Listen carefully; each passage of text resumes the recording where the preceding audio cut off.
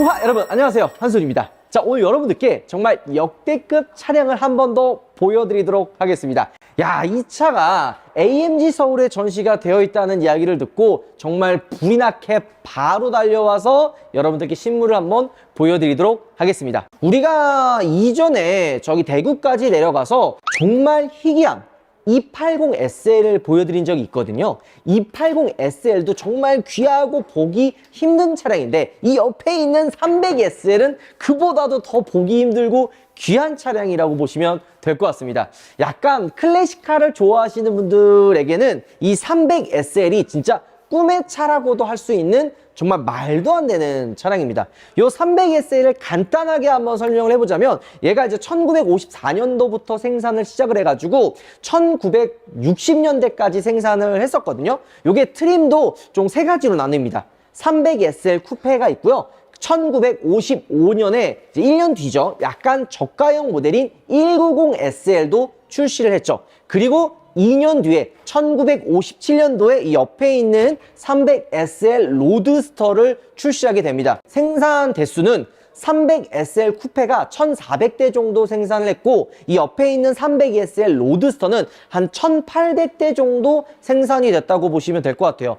두 대 합쳐가지고 3200대 정도가 생산이 됐는데 그 중에 한 50%에서 60%가 북미 시장으로 판매가 됐다고 합니다. 자, 그러면은 가격을 빼놓을 수가 없잖아요. 물론 살 수 있는 차량은 아니에요. 여기 이제 정식 번호판이 달리고 우리나라 이제 수입을 해오고 이러면은 엄청난 비용이 들긴 하지만 이 300SL 자체 매물이 워낙 없기 때문에 보통은 해외에서도 경매를 통해서 낙찰을 받아서 구매를 합니다. 간단하게 300SL 로드스터 이 옆에 있는 이 차량은 조금 더 이 쿠페보다는 저렴해요. 3년 전에 경매를 통해 낙찰받은 금액이 여러분들 놀라지 마세요. 무려 16억 원입니다. 지금 뭐 상태가 이처럼 훨씬 더 좋고 정말 시간이 많이 지났잖아요.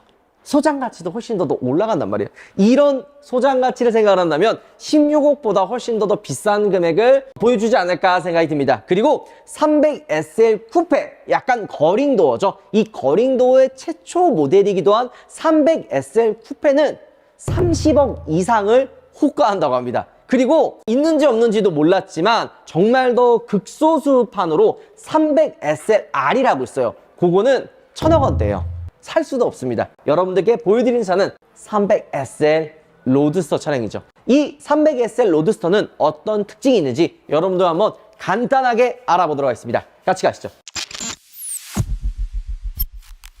자, 일단 이 차량의 스펙은 간단하게 이야기하면 직렬 6기통에 4단 수동 변속기가 들어갔고 FR 방식의 차량이에요. 근데 이게 한 202마력 정도 나오거든요. 근데 지금은 200마력이라 그러면은 그냥 준수한 성능을 가지고 있다, 이렇게 생각하는데 이 출시했었던 당시가 언제예요? 이 차가 나왔던 시기가 언제죠? 1954년도예요. 그 당시 200마력이면 정말 최고의 퍼포먼스를 보여주는 가장 강력했던 차라고 보시면 됩니다. 벤츠의 최초의 슈퍼카라고도 할 수가 있고요. 이 300SL 쿠페가 출시했었던 그 시기가 세계 2차 대전이 끝나고 얼마 지나지 않은 시점이기 때문에 독일도 힘들었고 벤츠도 힘들었잖아요. 그래서 좀 나빠진 재정 상황을 좀 뒤엎고자 경주용 모델이었던 차를 양산화해가지고 판매했던 차가 바로 300SL이라고 할 수 있죠. 차 자세히 보면은 앞에가 살짝 이렇게 볼록하게 튀어나온 거를 볼 수가 있어요. 엔진의 배치를 이 차체에 맞게 45도 각도 기울여 가지고 장착을 한 게 한 가지 특징이라고도 할 수가 있죠. 자, 근데 여기서 SL의 스펠링의 뜻은 뭘까요? 슈퍼라이트입니다. 경량 스포츠카라고 해도 그냥 많은 이야기예요. 그러니까 SL 하면은 지금 1세대부터 7세대까지 출시했었던 차량 있잖아요. SL. 제가 최근에 이 AMG 서울에서 계약했던 SL도 같은 네이밍이라고 할 수 있죠. 근데 요 SL, 300SL은 자세히 보면은 그냥 SL 모델보다는 SLS라고 있어요. 거링도어가 들어간 SLS랑 굉장히 거의 비슷하다, 그냥 같은 모델이다 라고 봐도 틀리지는 않을 것 같습니다. 왜냐, 300SL도 거링도어가 들어갑니다. 쿠페 모델은. 그리고 SLS 역시도 쿠페는 거링도어가 들어가죠. 자, 로드스터, SLS 로드스터도 이 문이 거링도어처럼 올라가는 게 아니라 옆으로 열립니다. 마찬가지로 300SL 로드스터도 거링도어가 아니라 문이 옆으로 열리게 되어 있는 거죠. 그러니까 요즘에는 그냥 슈퍼카나 스포츠카를 넘어서 나만의 개성을 가진 조금 더 이런 의미 부여를 할 수 있는, 그리고 소장 가치가 있는 차들을 원하시는 분들이 되게 많아요. 근데 이런 클래식카들 중에서도 정말 옆에 있는 300SL은 차량의 의미나 소장 가치가 워낙 뛰어난 모델이기 때문에 좀 쉽게 구매를 할 수는 없습니다. 16억을 주고 이 차를 살 수 있는 것 자체가 쉽지는 않고요. 또 부품 수급이 우리나라가 좋게 쉽지는 않아서 소장을 하기에는 살짝 어려움이 조금은 있습니다. 참 뭐 디자인 설명할 필요가 있나요? 아름답지 않아요?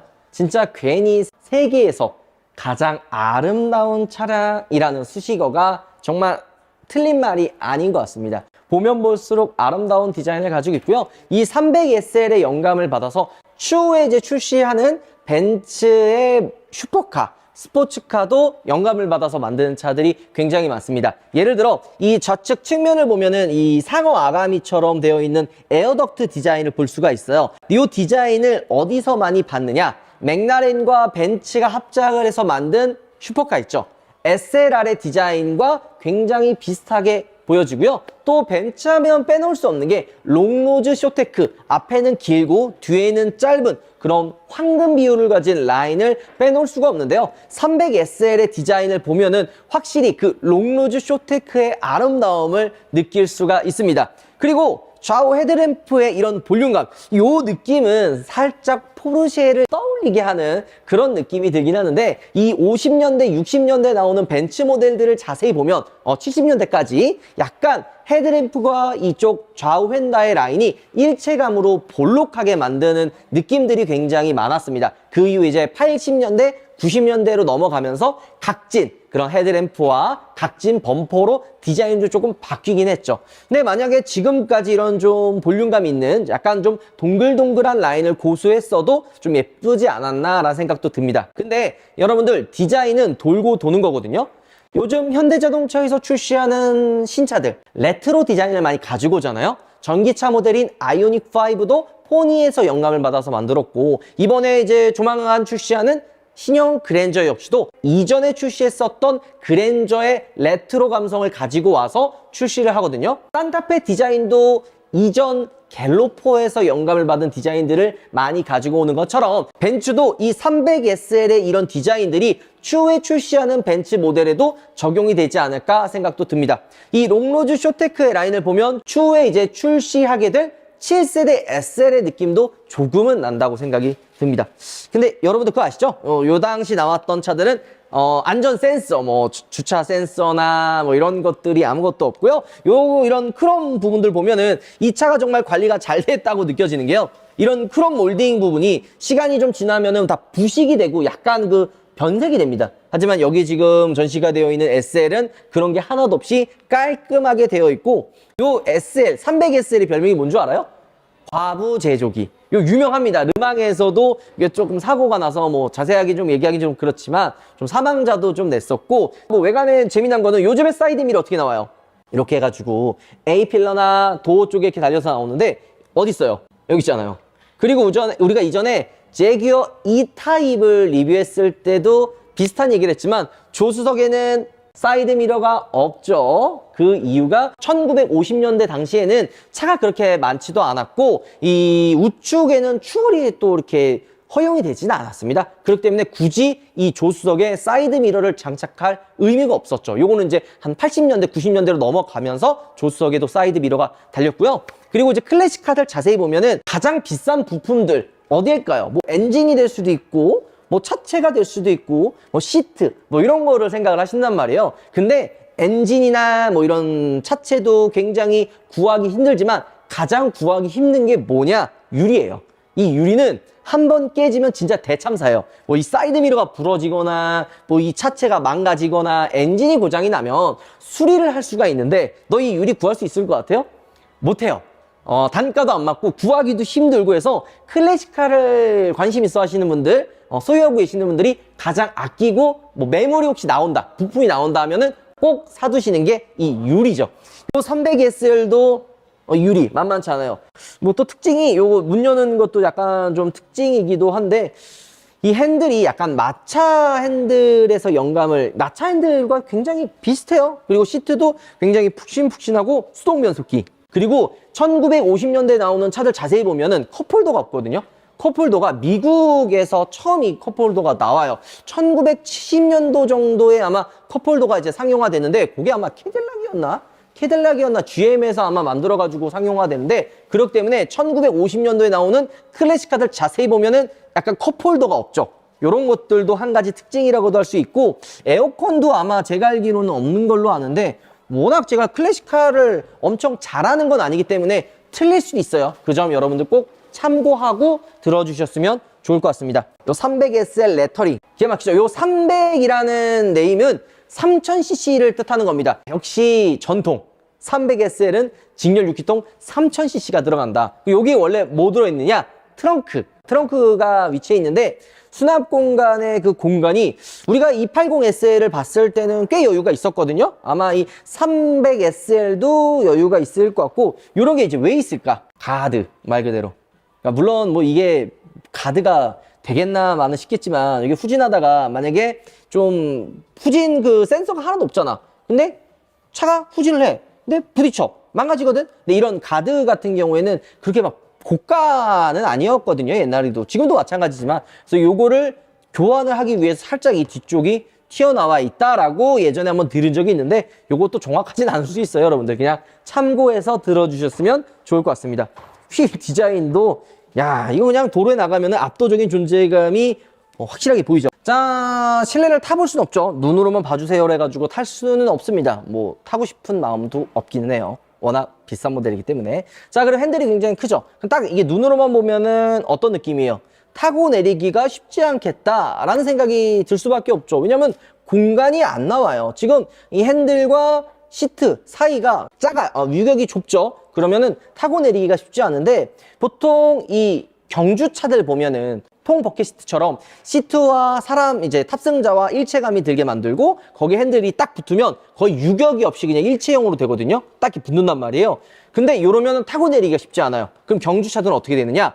핸들을 탈거를 해서 뺐다가 꼈다가 할 수가 있거든요. 300SL 로드스터도 비슷해요. 이 핸들이 45도 각도로 기울어집니다. 그래가지고 탑승자가 타고 내리기 좀 더 한결 수월하게끔 만들어주고, 룸밀러 위치도 좀 독특하지 않아요? 원래 룸밀러가 이 위쪽 상단에 있는데, 이 300SL의 룸밀러는 저 중앙에 달려 있어서 조금 더 독특하다고 할 수가 있고, 저 우측에 있는 거 요거 잿더리, 그 다음에 여기 이제 수납 공간 글로브 박스인데, 요즘에 나오는 글로브 박스들은 어때요? 거기에 뭐 물론 있는 차들도 있지만 그냥 열고 닫을 수 있잖아요. 근데 300S를 보면은 키로 열고 닫을 수 있는 자물쇠가 달려 있습니다. 이게 왜 들어있느냐? 이전에 나왔던 올드카들은 이제 보통 탑을 열고 닫고, 그러니까 열고 이렇게 그냥 내리는 경우도 되게 많아요. 우리나라는 이제 차라고 하면은 뭔가 이렇게 밀폐되어 있는 그런 공간에서 이제 타고 다니는 그런 이동수단이라는 생각을 많이 하는데, 이 유럽이나 이제 북미 시장 같은 경우에는 뭐 마차도 있었고, 뭐 이동수단에 굳이 이걸 밀폐되어 뭐 있다고만 생각을 안 하거든요. 이렇게 열고 다니는 경우도 굉장히 많습니다. 여기 지금 뭐 버튼들이 굉장히 많잖아요. 이런 버튼들은 뭐 라이트, 뭐 방향 지시 등 이런 버튼들이라고 보시면 되고, 한 가지 특징이 또 하나 뭐 있죠? 안전벨트가 없다. 안전벨트가 없어요. 이 안전벨트 규정이 생긴 게 얼마 되지 않습니다. 8, 90년대 뭐 정도 됐기 때문에 50년대 나오는 차들을 자세히 보면은 안전벨트가 따로 들어가 있지는 않아요. 그리고 요즘 세대, 그러니까 MZ 세대는 이거 아마 모를 거야. 문파크도 이거 뭔지 알아요? 알죠. 네가 어떻게 알아? 네가 타는 차 있는 거 없었잖아. PD 짬바. 아, PD 짬바. 예전에 우리 그 뭐야 저거 그 클래식카 S클래스 맞이다가 개장스 할래 했잖아 우리가. 그 도망가다 걸려가지고. 여기 뭐냐 그 이제 안테나 요즘에는 뭐 샤크핏 안테나 뭐 이렇게 해가지고 요게 안 보이는데, 요거 이렇게 딱 시동 걸고 라디오 딱 틀면 요게 이런 식으로 찍 하고 올라옵니다. 옛날에 이제 장난꾸러기, 저는 아니에요. 장난꾸러기 90년대, 80년대생 영상을 보고 있는 저랑 동갑내기 친구들 아마 공감을 하실 텐데, 여기 이렇게 안테나로 올라가면은 그 세워져 있는 거 이렇게 안테나 빼가지고 장난감으로 막 쓰고, 그것도 엄마나 부모님한테 뺏기면 회초리로 맞았거든. 이 300SL 안테나 회초리로 맞으면 어떤 기분일까? 16억 막 이런 느낌 날까? 자, 빨간색도 워낙 좋아하기 때문에 300SL 로드스터의 이 디자인이 조금 더 예쁘지 않나 생각이 듭니다. 자, AMG 서울 한성 자동차에서 이렇게 도움을 주셔가지고 이 말도 안 되는 차를 구경할 수 있게 도와주셔서 진심으로 감사드리고요. 나중에 또 이렇게 매력적이거나 멋진 차가 나온다면 여러분들께 한 발 빨리 알려드리도록 하겠습니다. 자, 오늘 영상 이걸로 마무리할게요. 여러분들 우와 들어가겠습니다. 우파몰의 베스트 방향제인 딥캐츠 방향제가 새로운 이벤트로 찾아왔습니다. 딥캐츠는 5가지의 컬러가 있는데 딥블랙, 로즈골드, 화이트 실버, 오렌지 브라운, 핫핑크 이렇게 5가지가 있습니다. 클립이 긴 클립과 짧은 클립이 있어가지고 차량에 맞게 부착을 시켜주시면 되고요. 패킹이 고무 패킹으로 마무리가 되어 있어서 청풍 후에 상처를 내지 않아요. 딥캐츠에는 다양한 기능들이 있는데요. 뒤에 이 레버가 있어서 이 발향을 조절을 하실 수가 있고요. 딥캐츠의 시그니처죠. 이렇게 방울을 누르면 눈에 있는 프로펠러가 돌아가요. 딥캐츠의 초대박 이벤트, 한 개를 구매 시 36,900원, 2개에 56,900원, 게다가 추가로 구매할수록 커지는 이벤트, 2개 이상을 구매 시 8,450원씩 할인을 해준다고 하는데요. 2개를 샀는데 방향제를 하나를 산 기분, 이거 완전 득템이구만. 게다가 본품 하나당 리필킷이 3개, 게다가 우파몰에서만 리필킷이 선택이 가능합니다. 너무 귀엽지 않나요? 냥냥.